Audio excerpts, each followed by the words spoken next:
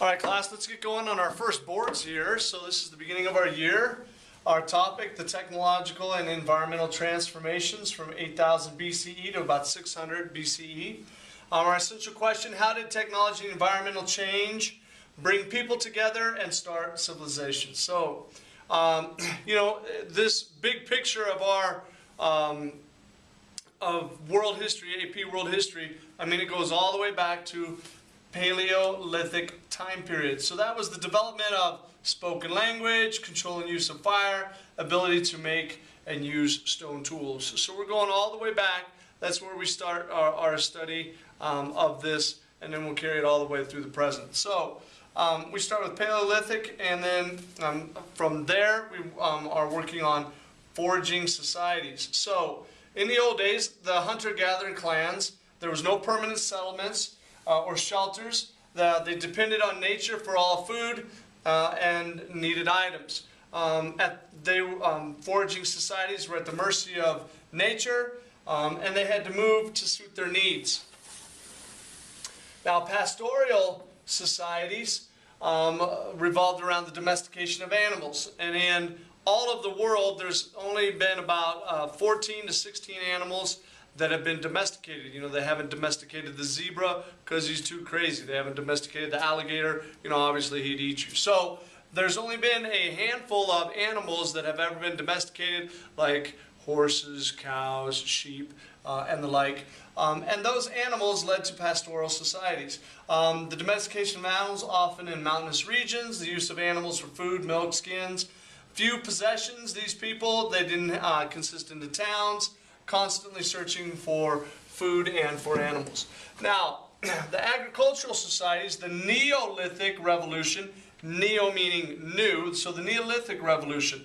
So we're going from Paleolithic to Neolithic. Over a span of several thousand years, from 8000 BCE to about 3000 BCE, groups of people began to settle in towns and cities.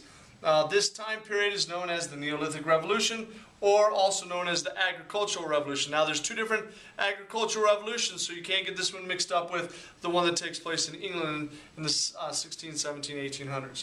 Now, groups of people had good land, stable water supply with suitable crops, and they grow and they begin to settle down. People begin to think in terms of owning property as well as a sense of community. So this is the first time that they were looking at themselves in this way.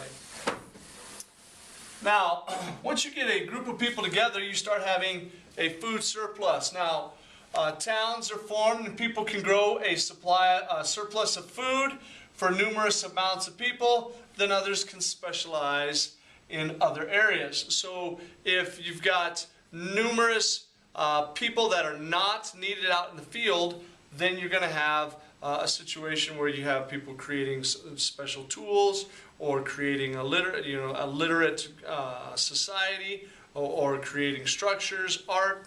So roads could be built, towns began to pop up, scholars, tool makers, irrigation, and even more crops. One of the specialized workers at this time were the metal workers. Metal workers advanced the ideas of combining tin and copper and create an even harder metal, which was bronze, which brought about the Bronze Age. Bronze was used for weapons, tools, and farming, specifically with the plows. And this was, like I said, known as the Bronze Age. Now, big early civilizations, they were always revolved around the river deltas. So most of the earliest civilizations were located on river deltas.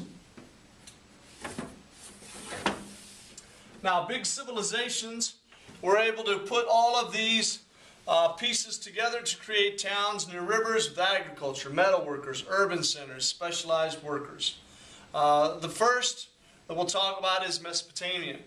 It popped up between the Tigris and Euphrates rivers. Sumer, Babylon, Persia, mostly known as the Fertile Crescent.